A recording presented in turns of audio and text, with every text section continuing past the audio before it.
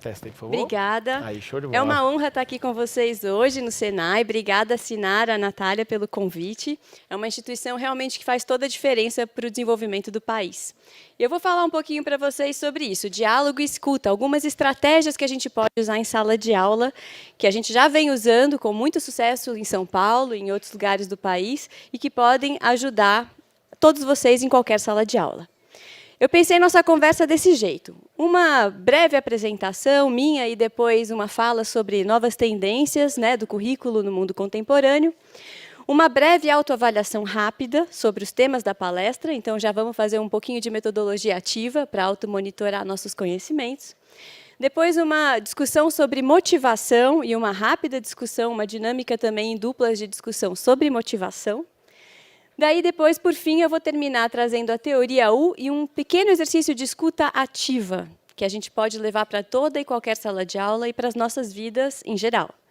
E, no final, a gente tenta fazer uma autoavaliação para ver como que a gente mudou nosso conhecimento, nossa percepção do começo até agora.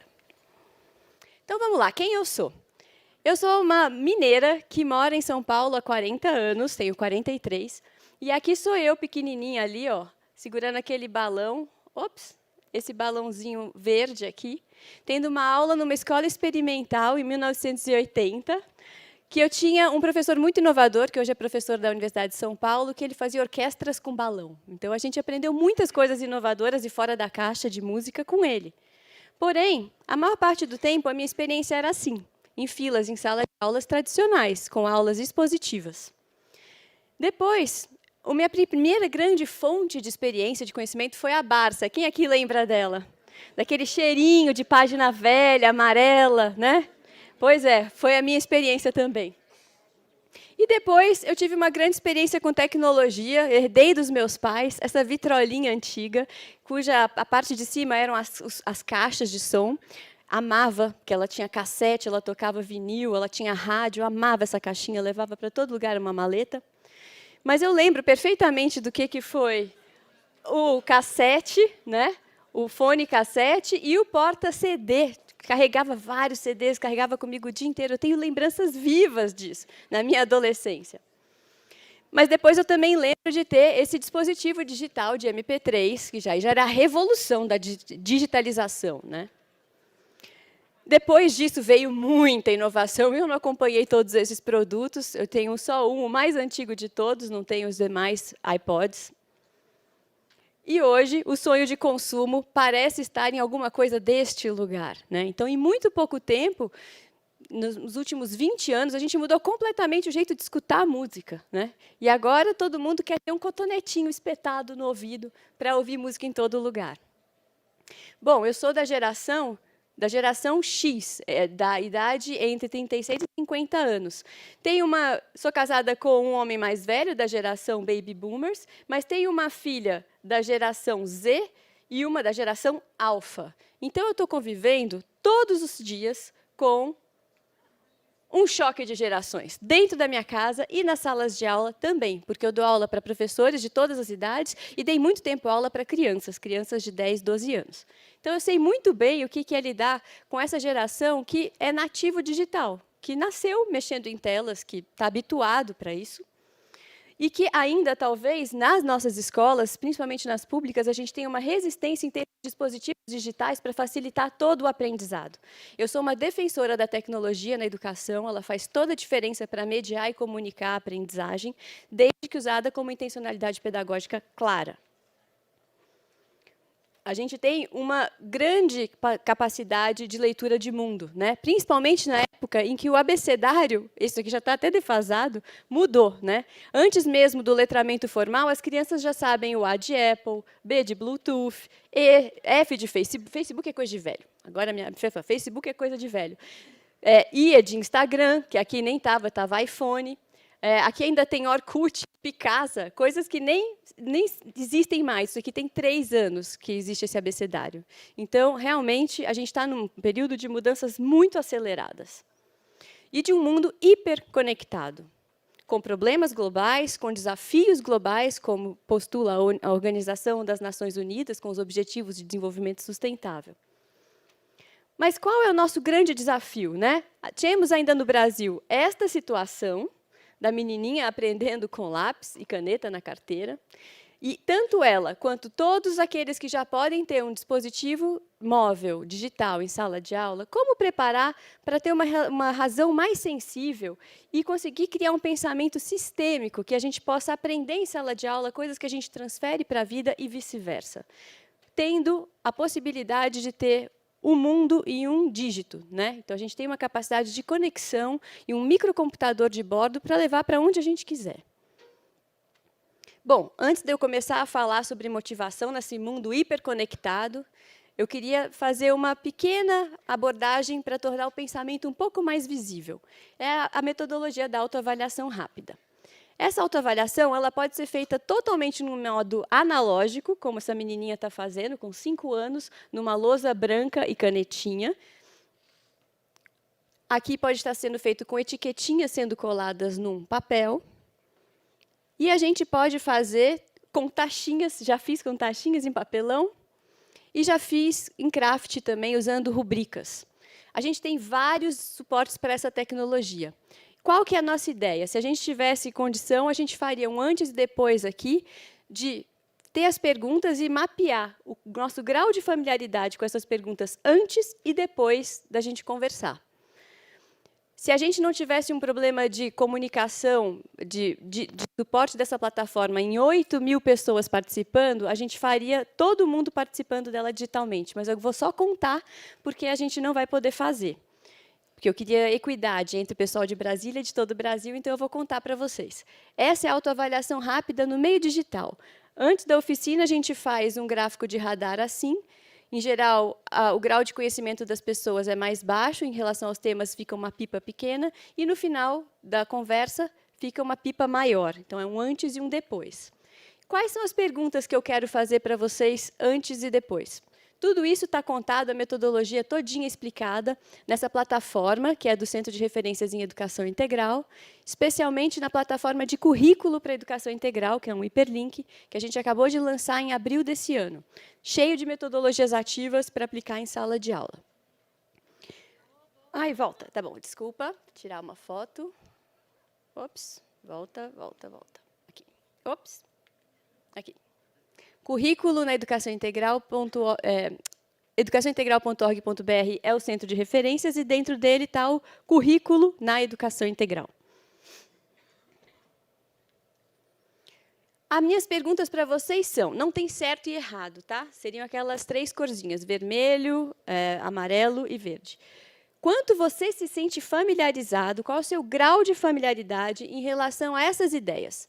Ensino por competências, ou seja, não do conteudismo, né, da ensinagem, mas para aprendizagem, ensino por competências. Escuta ativa. O que parece essa ideia? Dá para ter uma escuta que não é ativa? Ciclo de motivação. E avaliação visível. 4 ideias. Quanto você se sente familiarizado com elas? Faz uma anotaçãozinha aí no seu papel. Coloque como muito familiarizado, médio familiarizado ou pouco familiarizado com cada uma dessas ideias. Faça um círculo, divida em 4 e anota médio, muito ou pouco em cada um dos quadrantes, para vocês terem uma autoavaliação inicial no começo da nossa conversa. A gente faria isso na plataforma, então eu estou fazendo agora sem plataforma. Não tem certo e errado. Grau de familiaridade médio, alto ou baixo? Pode ser baixo, não tem problema nenhum, não tem certo e errado. Eu estou aqui falando coisas, vocês estão aí mobilizando os conhecimentos prévios de vocês, ativando uma certa representação prévia sobre esses temas, tentando atribuir a essas ideias algum grau de familiaridade, baixo, médio ou alto. Não tem certo, não tem errado.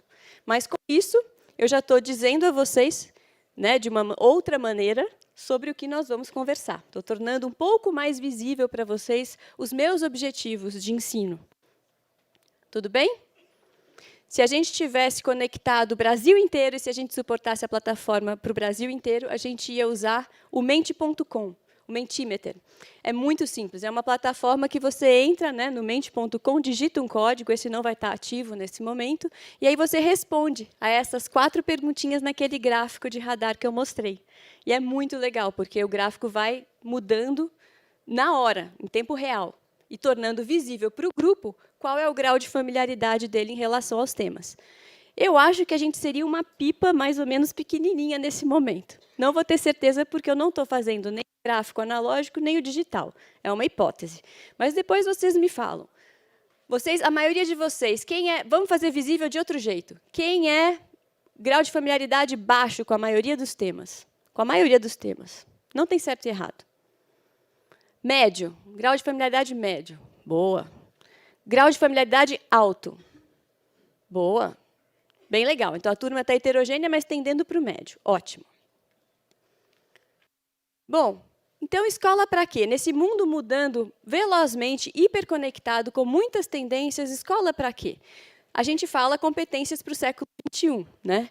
E a gente já vem falando isso há mais tempo, não é uma ideia nova. A Unesco, em 1996, no relatório Jacques Delors, já tinha colocado os 4 grandes pilares da aprendizagem por competências: o aprender a ser, o aprender a conhecer, o aprender a fazer e o aprender a conviver como a base da educação do século XXI. Tudo isso apontando para já a ideia inicial de competência, que era um aprender a aprender para a vida. Então, é uma ideia que está aí desde 1996, postulada oficialmente nos grandes marcos de currículo mundial. Porém, no Brasil, bom, e a gente vai trabalhar com a seguinte ideia. Ainda que essa ideia seja nova, ela não é suficiente, porque ela é só uma ideia. Então, a gente vai trabalhar com uma noção de que inovação é mudar o comportamento das pessoas. É realmente mudar. Mudar da ensinagem de conteúdos para uma aprendizagem significativa desse aprender a aprender para a vida. E quem fala que é mudança de comportamentos é o Papa da administração, Peter Drucker. Né? Então, não é uma simplesmente noção de que adotar a tecnologia pela tecnologia é inovação, mas adotar a tecnologia para ela mudar comportamentos, isso é inovação. Como os celulares, eles entraram na nossa vida e eles mudaram o nosso comportamento. Eles fizeram uma grande inovação. Cabe ao futuro dizer se para melhor ou para o pior. Né? A gente pode também fazer ser melhor ou pior. Então, esse é o nosso desafio. Como é que a gente muda o comportamento das pessoas e muda para melhor? Essa é a questão.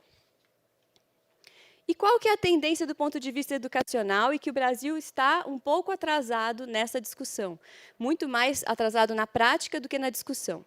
A tendência global hoje, em todos os currículos do mundo, é de passar desse enfoque na ensinagem de conteúdos para a aprendizagem, fazer gestão de aprendizagem com metodologias ativas.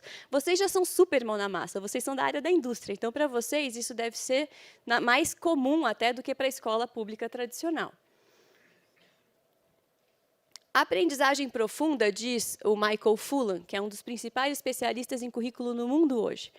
A aprendizagem profunda tem que desenvolver, pelo menos, grandes competências na vida. Ele fala dos 6 Cs, que definem essas macrocompetências para a vida e que aparecem em todos os currículos do mundo renovados até agora. A ideia de formar o caráter, em inglês, essa palavra tem muito mais a ver com autoconhecimento para nós, né? Então, o C de caráter a gente pode entender como autoconhecimento, autocuidado, autogestão, colaboração, comunicação, pensamento crítico, criatividade e cidadania. São as 6 grandes competências que têm que atravessar a formação de toda e qualquer unidade escolar, do ensino básico, do ensino técnico, do ensino superior. No Brasil, na educação fundamental, a Base Nacional Curricular Comum traduziu essa tendência para as 10 competências gerais de desenvolvimento para o desenvolvimento integral.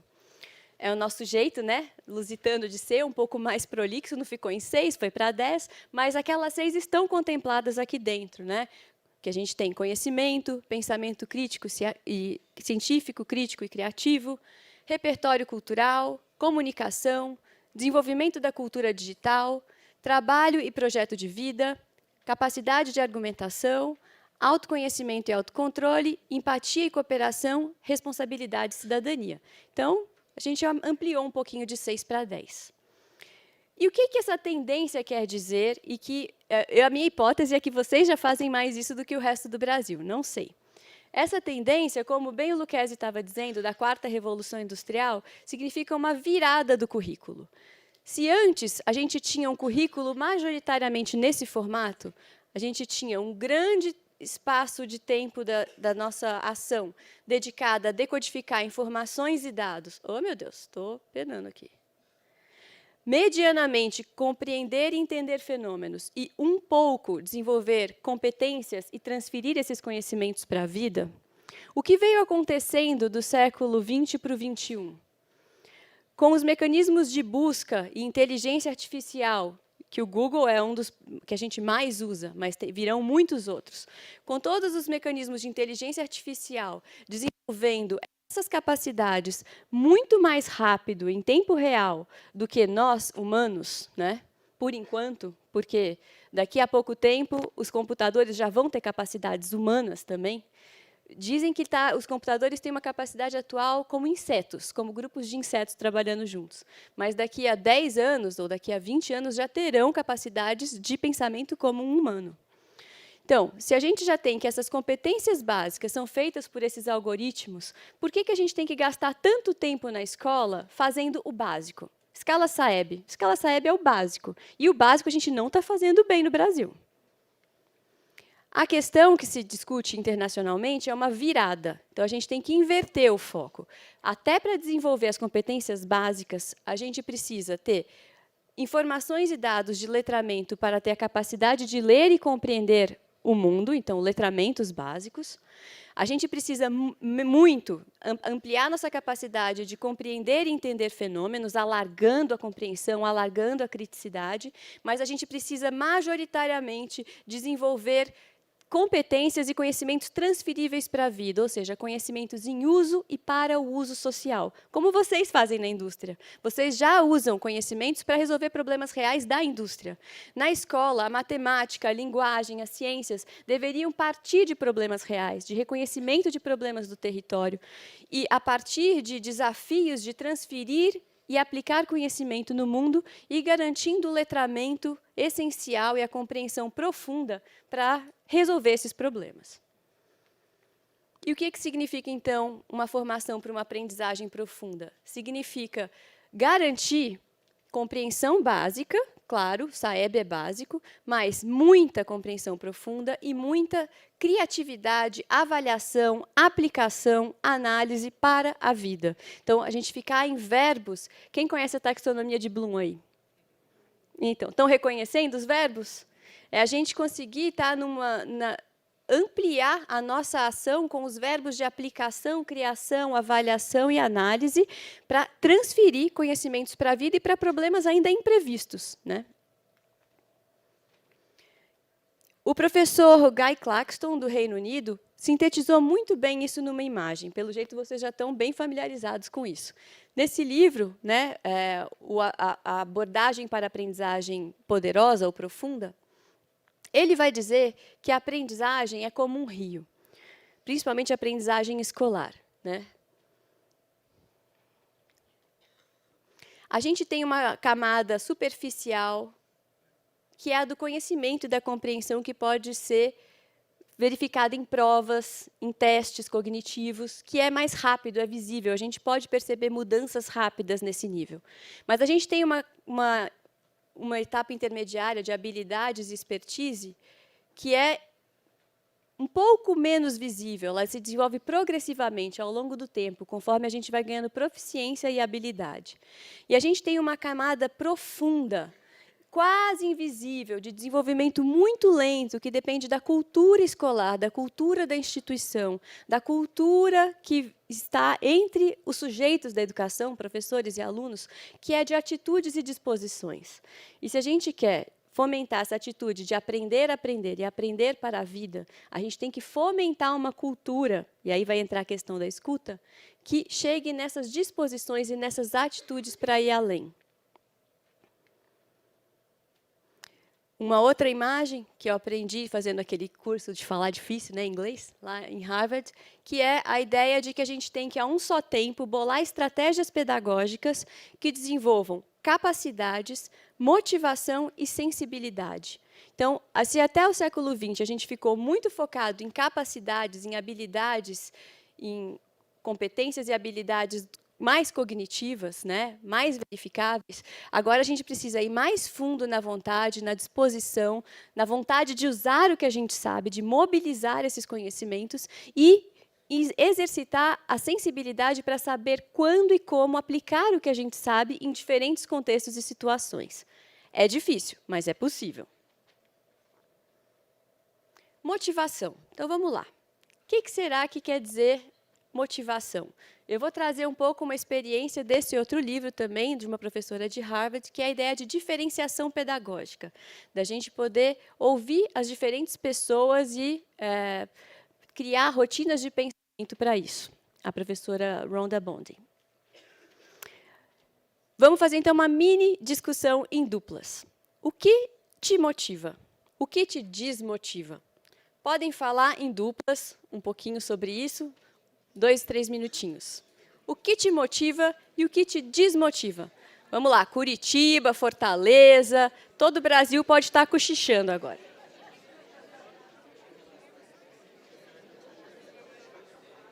Vamos fechando. Legal. Deu para conversar um pouquinho, mobilizar. Se nós estivéssemos numa sala de aula, eu faria uma metodologia ativa em que vocês fariam, depois de duplas, grupos em pé, iam fazer registros em post-its e depois a gente ia fazer uma partilha dominó, né? Em fileira, os representantes de cada grupo iam vir na frente falar um em seguida do outro, argumentando e conectando, enlaçando a argumentação um do outro, o que cada grupo discutiu, e a gente teria em 20 a 30 minutos um reflexo do pensamento de todos vocês aqui na frente. Como a gente está no modo palestra, a gente está no modo semi-ativo. Então, eu fiz vocês discutirem, e a gente poderia agora ouvir alguns de vocês sobre o que te motiva e o que te desmotiva. Eu vou continuar e a gente vai deixar para essa parte da discussão e da conversa para logo depois no debate, tudo bem? Bom, vocês certamente têm uma série de motivações e desmotivações no universo profissional e na vida de vocês. E os nossos estudantes? E aqueles que nem conseguem chegar a ser os nossos estudantes do Senai, da educação brasileira? E os tais nem, né?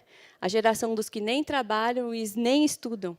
Que essa reportagem já é antiga, de 2017, na Veja, dizia na época que estava em 23,6 milhões de jovens nessa situação do nem. Tenho a impressão de que esse número aumentou, né? Mas e aí? Por que será que eles estão tão desmotivados, né? Um dos fatores que desmotiva a escola hoje é que ela está muito tradicional, a escola pública está ainda muito, a maioria dela, muito tradicional, muito transmissiva, pouco voltada a competências e escutando pouco os jovens. Tem uma grande iniciativa do Porvir, do Inspirare, que é a plataforma Faz Sentido, que desenvolveu uma escuta de vários jovens no Brasil inteiro e estratégias para a sala de aula para a escuta, tentando justamente ampliar essa conexão entre o que a gente quer ensinar e o que os jovens querem aprender. Bom, se a gente pudesse resumir tudo que existe sobre motivação, da teoria da motivação, que a Rhonda Bonding pesquisou naquele livro, ela vai dizer que, na verdade, não existe jovem desmotivado. A gente tem que saber sempre estimular de acordo com o nível e com o desafio daquele tempo histórico. A motivação, ela é mutável e maleável, ela não é um traço de personalidade. Ela é totalmente susceptível ao contexto, às ações, ao ambiente, às interações. Não tem um tudo ou nada, tem um depende, depende muito. O ambiente que você se sente autônomo, pertencente e competente para o que você está fazendo, te estimula. Então, quando você está nesse ambiente que te escuta, que estimula, você tende a estar motivado. Comparações, puxa, mas você não vai fazer como ela? Você não vai participar? Olha seu irmão como está comportado. Comparações tendem a ser sempre deletérias. E falar em recompensas, mas no futuro você vai ganhar isso. Mas depois você vai ganhar um prêmio. Se comporta direitinho, que depois você ganha sobremesa. Essas recompensas podem ser muito traiçoeiras na educação, sobretudo quando a gente está falando em desenvolvimento de habilidades e competências que são para a vida, que são de longo prazo. E a competência é o coração da motivação. Então, a gente ajudar os estudantes a sentirem que eles são competentes é o coração do que os motiva. Não é assim, quando a gente se sente completamente competente no que a gente faz, a gente não fica feliz e motivado a continuar a fazer? Independente do salário? Claro que o salário ajuda e reconhece isso, mas a motivação ela é intimamente ligada ao se sentir competente no que você faz. E quando você sente que o que você pode fazer, quando você sente que você pode fazer o trabalho, você tende a conseguir fazê-lo. Então, se o estudante sente que ele pode fazer um desafio, que ele pode vencer um desafio, ele tende a se engajar nele. Se ele sente que ele não pode, ele nem, para que eu vou tentar? Os estudantes tendem a ser intrinsecamente motivados quando eles sabem o que eles sabem e quando eles sabem o que não sabem. Então, eles querem buscar alcançar alguma coisa. Então, mapear graus de conhecimento antes e durante a aprendizagem, para que ele próprio vá percebendo o que sabe e o que não sabe, ajuda a continuar a caminhar. Mas, às vezes, isso não é suficiente para ele sentir que pode fazer o trabalho, que pode vencer o desafio.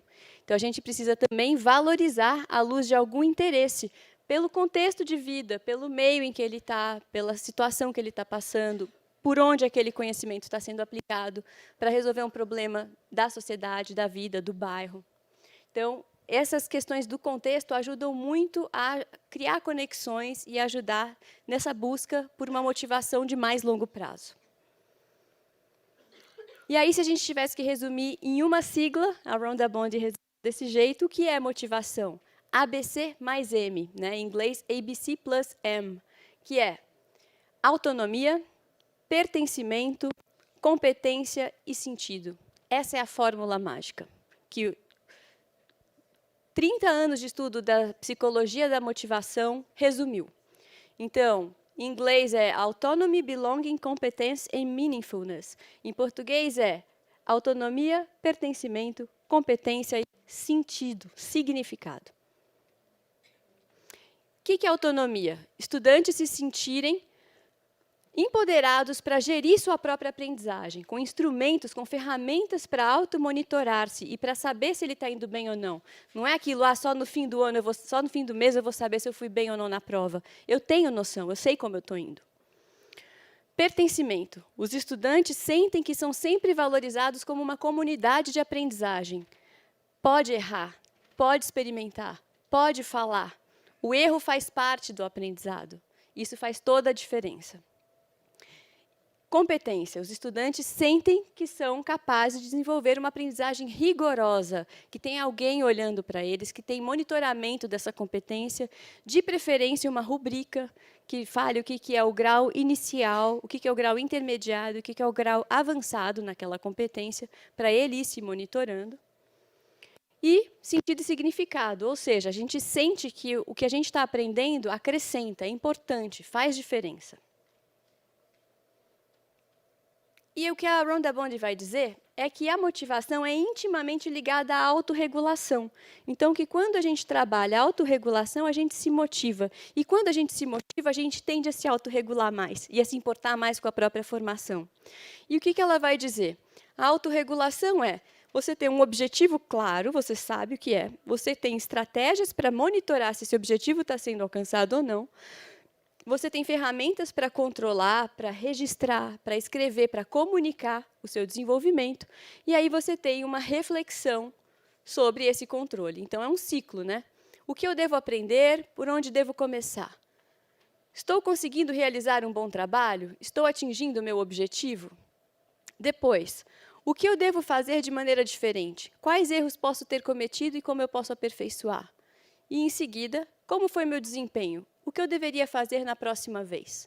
Conforme a gente vai tendo esse ciclo ativado repetidas vezes, a gente se motiva e se conhece mais. E vai aprendendo sobre o nosso próprio jeito de aprender. A pesquisa de Harvard apontou 8 grandes forças pelas quais a gente pode revolucionar e transformar qualquer sala de aula. E são 8 grandes forças sobre as quais a gente pode motivar os estudantes, escutá-los e ajudá-los a se autorregular junto conosco. Então, a gente chamar os estudantes para nos ajudarem nessas 8 forças. Quais são elas? Primeiro, as expectativas. As expectativas têm que ser altas, tanto as nossas quanto as dos estudantes. O que a gente espera desse curso? O que a gente espera do nosso encontro? Altas expectativas. Se a gente tem baixas expectativas, a gente está desmotivado até a começar. Oportunidades. Que tipo de oportunidades de aprendizagem a gente tem? Só aula de 40 minutos? Só aula de 50 minutos? Ou tem dobradinhas interdisciplinares? Tem codocência com outro profissional? Tem saída a campo? Tem projetos autônomos que você vai desenvolver por interesse? Quais oportunidades para aprender? Tempo. Qual é o tipo de organização do tempo da escola, do tempo das atividades docentes? São só aulas de 5 minutos? Interações. Que tipos de interações entre os estudantes? Filas, duplas, pares? Como a gente promove os diferentes agrupamentos em sala de aula? Rotinas e estruturas. O que a gente faz repetidamente? Que tipo de vocabulário a gente usa? Que estruturas a gente organiza nessa docência? O espaço físico, o ambiente, o espaço é extremamente educador, né? A linguagem que a gente utiliza, então, se a gente quer que eles pensem cientificamente, a gente usa esse vocabulário científico no nosso dia a dia? A gente fala com esse vocabulário? E, claro, o exemplo e o modelo, como a gente se comporta. E tudo isso pode ser compartilhado e escutado com os estudantes.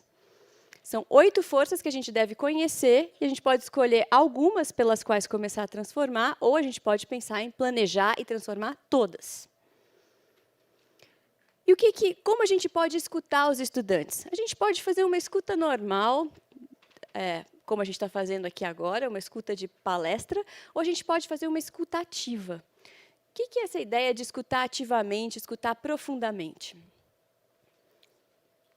Antes de eu explicar para vocês, a gente vai fazer uma argumentação. Bom, eu tenho 15 minutos, é isso? Veio uma plaquinha ali, pelo meu tempo, eu tinha um pouco mais. Mas é isso?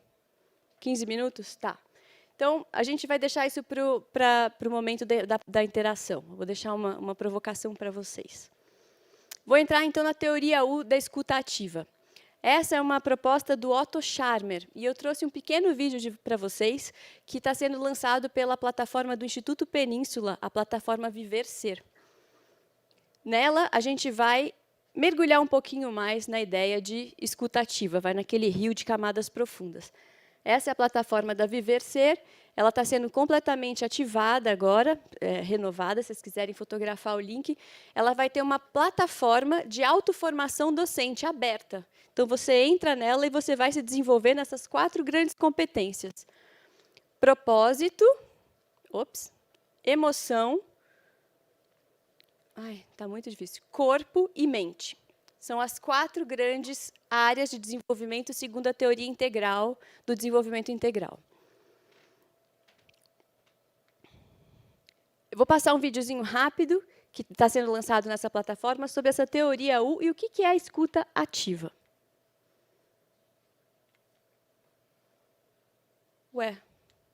Fernando, vamos voltar ao vídeo. Fernando, está me ouvindo aí?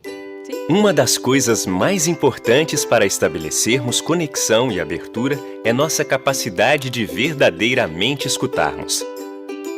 Não há como nos conectarmos e nos abrirmos se estivermos com uma postura de julgamento, de crítica ou de indiferença em relação ao que o outro pensa, sente e diz. Por isso é muito importante que possamos tanto perceber o modo como escutamos o outro, quanto aprimorar a qualidade de nossa escuta. O professor Otto Scharmer diz que existem 4 níveis de escuta.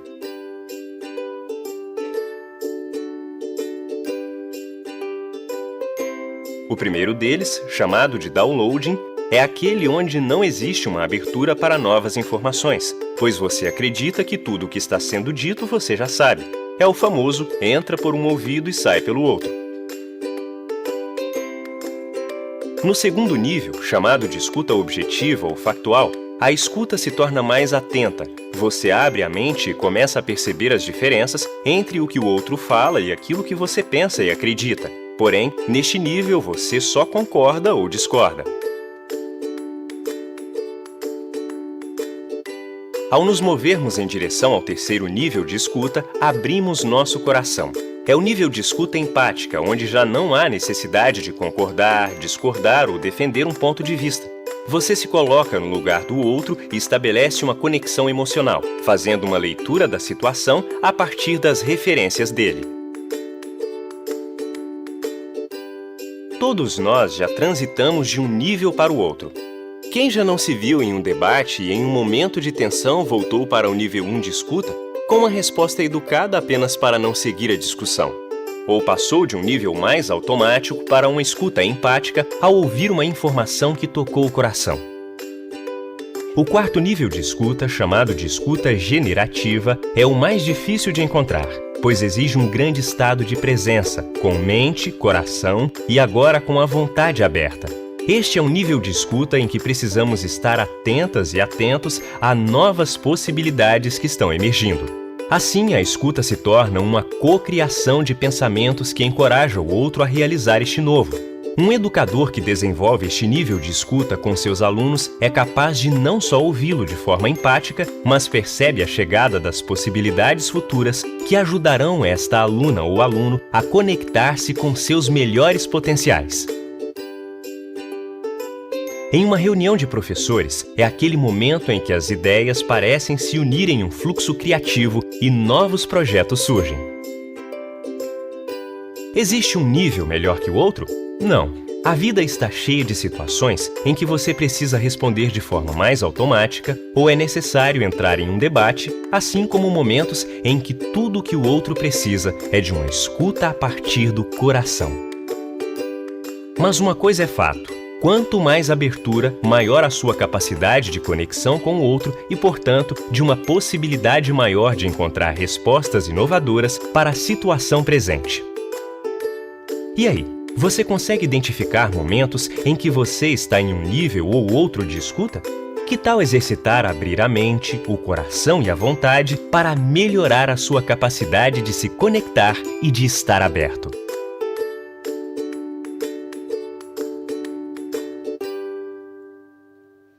Então, conhecemos escuta ativa?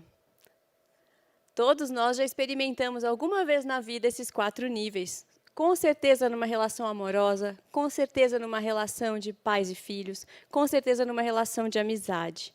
E no trabalho? E com os estudantes? E com aqueles estudantes que são os desafiadores e que às vezes são os que mais têm o que nos contar, os que mais teriam a dizer, porque eles têm uma percepção diferenciada. Então, eu queria que a gente fizesse não sei se a gente vai ter tempo, a gente vai fazer 2 minutos, 3 minutos de uma escutativa, vai ter que ser uma pessoa só falando, né? Em que a gente vai tentar exercitar a escuta empática e uma escuta generativa. Acho que a gente consegue chegar na escuta empática agora. A escuta generativa precisaria de mais tempo para surgir mais ideias e para fazer emergir. Mas a gente pode fazer uma pequena simulação. Então, a gente faz, em duplas, uma pequena escuta ativa. Um pode se colocar no papel de um estudante difícil. O que ele teria a dizer para ser melhor motivado? Vamos tentar nos colocar empaticamente no lugar dele, competência da empatia, e fazer uma escuta rápida.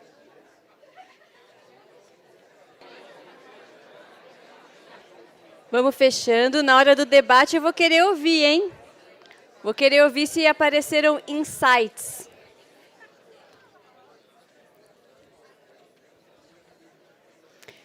Pelo jeito que vocês estão empolgados, acho que apareceram uns insights aí no meio, hein? De umas ideias que emergiram bem da empatia. Então, vamos lá. Vamos fechando aqui a nossa conversa. Daqui a pouquinho a gente tem um momento interativo maior. Podemos? O pessoal está empolgado ali. Se a gente tivesse usando a plataforma, eu chamaria de novo ummente.com para a gente, então, se autoavaliar, né? Depois dessa nossa conversa sobre ensino por competências, com essas novas tendências, escuta ativa, ciclo de motivação e autorregulação e avaliação visível, eu pediria, então, que vocês se autoavaliassem de novo em relação a esses 4 temas. Se vocês peguem de novo o rascunho de vocês e vejam qual é o grau de familiaridade que vocês se atribuíram a todos esses temas lá no início. Mudou alguma coisa agora? Mudou? Agora a gente tem um grau de familiaridade um pouco mais alto? Se a gente estivesse usando as cores do semáforo, se antes a gente teria um gráfico de radar mais amarelinho, agora a gente está mais verdinho? Então, a nossa pipa naquele desenho de menorzinha teria ampliado. Legal. É a primeira vez que eu não estou usando o Mente.com, mas eu recomendo muito, porque ele permite que você use gráficos de radar para respostas interativas, escrita de texto, nuvem de palavras e múltipla escolha. É uma plataforma que tem várias opções gratuitas e que você pode usar em qualquer tipo de exposição para uma aula interativa, tornando mais visível a aprendizagem dos alunos. O que eu queria falar para vocês, que é o mais importante, que eu acho que é a nossa missão de vida como professores, ou gestores da educação, ou educadores em geral, porque os gestores também têm que ser educadores, é uma mensagem do século XX, do começo do século XX, do John Dewey, do fundador da Escola Nova, do Escola Novismo, né, na época que se falava. Ele dizia que o mais importante, a atitude mais importante a ser formada é a do desejo de sempre continuar a aprender. Então, a ferramenta da escuta, a ferramenta de tornar visível a aprendizagem, nossas formas de registro e comunicação, para mim, essa é a meta, essa é a nossa missão de vida. Sempre querer continuar a aprender mais. E ensinar os alunos a quererem aprender sempre. Se a gente faz isso, está tudo certo, né? E aí, se a gente tem uma rubrica para poder nos apoiar e tornar visível nesse caminhar, sempre ajuda. Quer ver? Aqui é uma rubrica do aplauso. Então, a gente vai poder exercitar com essa palestra uma rubrica. Se a gente tiver os critérios muito claros, os níveis iniciante, intermediário e avançado, e depois os fatores que a gente está descrevendo, volume, dinâmica e entusiasmo, se isso está muito claro, se está compartilhado e visível com quem está aprendendo, a gente sabe. Então, vamos lá, vamos ver se essa rubrica está clara. O que seria um aplauso iniciante? Vamos lá. Um aplauso quase lá. Ó. Agora, um aplauso do conseguiu.